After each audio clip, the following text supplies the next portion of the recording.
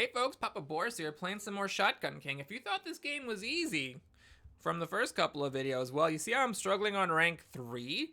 There's 14 ranks, so I'm gonna keep going. If I can ever beat it on a single rank, I'll just advance to the next rank with all the guns. I did manage to win with Solomon, so I'm 1 for 3 here, or 1 for 2. What do you say when you win 1 and lost 2? Is that 1 out of 3? Because you played 3 and won 1 and lost 2, or you 1 for 2? Anyway, time for Richard III. This is the really high ammo gun with crappy firepower, huge spread, and pierce.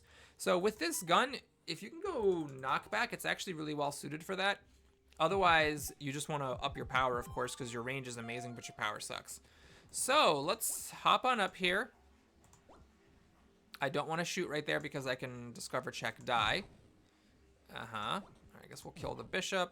Try to kill the bishop. Fail to kill the bishop. Just absolutely, completely fail to kill anything. There we go. He finally died. And yeah, you know what? We'll just spray at the king, I guess, for a second here. I mean, that's what this gun does. High fire arc plus low damage is a hilarious wombo combo. All right, got a lucky shot. All 3 power went into the king. All right, we have additional. Well, I don't care that much about that with this gun. We already have 4 bullets, but this is nice. And then -1 fire. I can't. I mean, even if it wasn't for this, I cannot take -1 firepower. So it's not my favorite upgrade there, but we do now have a stupid arc and 4 bullets. If we could get basically anything with firepower, that would be spectacular. I'm gonna just start spraying and praying immediately, as long as it's not dangerous. I've got 4 bullets in the chamber. Let's just, you know, go whole hog with it. This is the one where if you get that extra damage for every missing bullet, that would be really good. Because we have up to 3 firepower with that.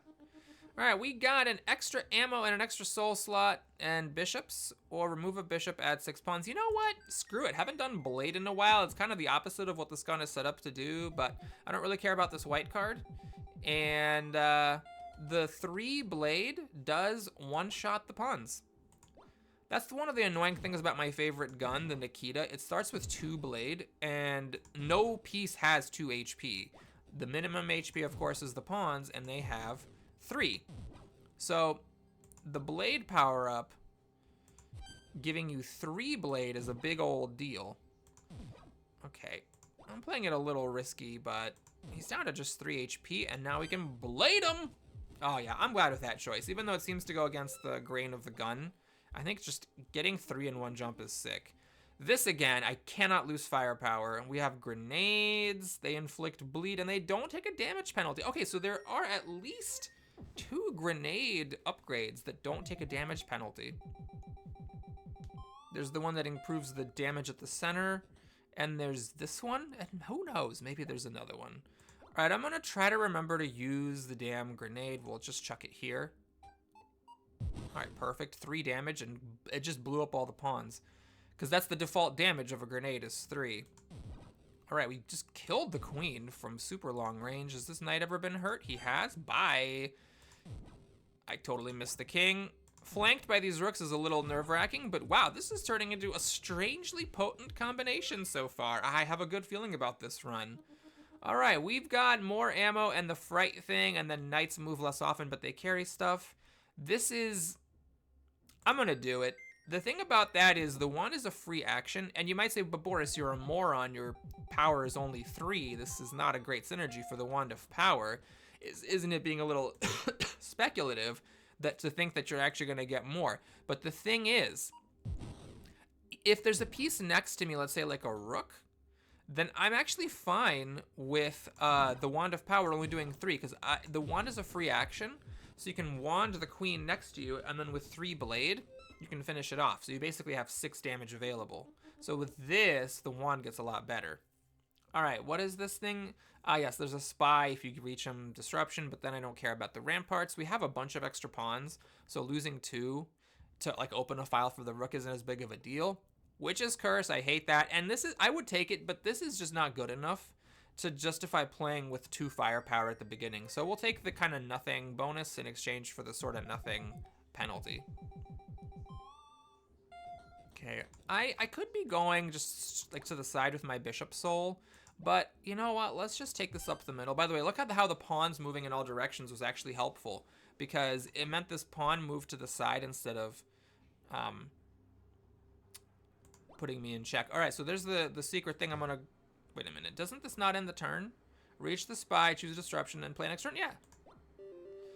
All right, what is our disruption effect? Refill your ammo and reload. All pieces lose HP. I could take the queen off the board. I could hit the king. Pawns can't attack you anymore? That seems fine. All right, we'll just do that. Just the period they can't attack me. So all I really care about as far as these pawns go is just the fact that they're standing in the way. I missed the queen. I missed it again. I continue to miss the queen. Wowzers. Alrighty. There we go. The queen is not, in fact, immune to my bullets, as I worried for a second. We're going to just charge up the middle here. Oh, I have a grenade. Hold up. I can't shoot it from here, though, because then I might die. So we put it there. Pop the king. King takes extra damage. And, you know, it takes a lot of tries, but we got there. Okay, we got caltrops. However, we have to also get an extra queen. High firepower if no one's adjacent to me, and I'll lose an ammo. I have a ton of ammo. Wait, what is the other thing? Is this the promoting or the thing with... Okay, I don't remember what this is. What are we doing here? This is... remove a pawn at a night. Okay, that's fine. Okay, gotta remember pawns can actually attack me again. But we can one-shot blade them. I don't know, why can I one-shot the knights? Do knights only have 1 HP to begin with? Maybe they do. Oh, interesting. Or, sorry, not 1, 2 HP. Or, sorry, 3 HP. I will say the right number eventually. It will be set. Okay, I'm gonna just chuck a grenade here. It should only bounce 1 square. So I am hitting the king for 3 damage. Now, I'm not in any danger of killing that pawn, so we're gonna shoot here. And we're gonna shoot again, buckaroo. You cannot wand the king, remember? Otherwise, I would have wanded him to death. We have play an extra card, turn after using a soul, so it's like a backup thing. And then we have this. It's actually interesting. So I have a bonus firepower if I'm not next to a piece. So the -1 firepower isn't as big of a deal because it sort of cancels this card. So I'm back to my starting 3. And then I have now Blade 5. And this is nothing. I guess I'm doing a blade run today. So we have 5 blade. This card, which just gives you 3, plus this card, even if you're not starting with the blade gun, is a really potent combination. Because it brings your blade up to 5, and once per turn, you can blade without using your turn. Okay, I got an unlucky bounce, but that did at least kill all the pawns in front of the king. And we're just going to shoot a lot of bullets because nothing's putting me in check. All right, well, the party had to end at some point. So we kill without ending the turn. Oh, the king takes 2 damage when you kill a rook from one of these white cards. That's great. Okay. So ammo when you kill a pawn and then promote the pawn. This is the best card I can imagine getting because this is just nothing. This is never going to happen. And then we have pawns move more often. There are more pawns. There's 1 less knight. And we have protection from death. So it's a little bit, I think, greedy to take this. I don't need the extra ammo, but I'm going to take it. So we're Blade 6. We can pretty much, like, one-shot the queen at this point. And we're really close to one-shotting the king with Blade 6. Let's see, what is the queen's HP? She's at 5. He's at 8. Yeah, so I only have to do 2 damage to the king, and I can already blade him. Got an unlucky bounce. It just killed the pawns. But look at this. The queen just jumped up next to me, and I don't actually even care.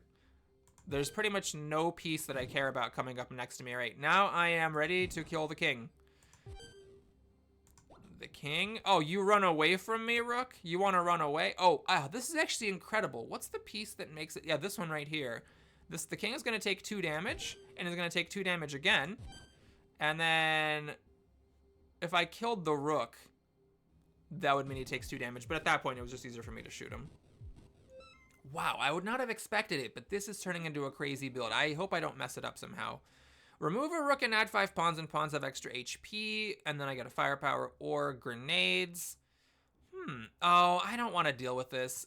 Both of the white cards were kind of annoying there, but I don't want the lookalike king. It does suck that pawns have extra HP. However, I can kill them with my blade anyway. So, the main problem with it is that now the grenades do not one-shot the pawns. There's an extra bounce because of how far away I threw it, but it's still okay. Just making sure there's no discovered checks when I take these spray and pray shots. If anything comes near me, it's getting bladed. All right, the queen is checking me from a distance. That's smart of you, I have to say. I'm gonna actually wand that knight. I just don't want to have the knight in the way, and I don't ever use the wand anyway, so I might as well. All right, queen, please come next to me. Queen, you are being a jerk, queen. You are being such a jerk. Oh my god. Massive jerkery. I don't want to shoot from here because I might discover check die. Let's just take a safe step and not take any chances. I mean, with pointing at the king, I don't think there was really any chance it was going to kill the knight and not hit the king. Use pawn souls and then the unicorn knight or the knight shield, but I don't want August presence. This is a drawback now. I want things to come next to me, so as much as that is annoying, and as much as I don't want the unicorn knight, I am just gonna do this. This is such a weird card. Use pawn souls for 2 firepower on your next shot. So I have to have a soul slot open, and then I can also like fill up my soul slots with pawns. It just feels bad. Okay, we're gonna chuck a grenade here. All right, notice that didn't kill the pawns because the pawns have that 1 extra HP. All right, blade extra turn, and that killed the king because of, I guess, the grenade and some random shot. The king has 8 HP, so I don't know how I did 6 damage to it, but hey, we're fine with that. All right, I am hopeful I can do this. There are a lot of pieces, an awful lot of pieces. Let's take a step forward, chuck a grenade. All right, soften everything up. Anything that stands near me is gonna get bladed to hell. I'm just checking to make sure there are no discovered checks. That knight is not gonna die if I shoot like this, so we're just gonna blade and take an extra turn. Happy belated birthday! Oh my god, title of the video. Wow, that was really quick. Thanks for watching, everybody. I hope you enjoyed it. Please like and or subscribe, and I'll see you again soon. Take care.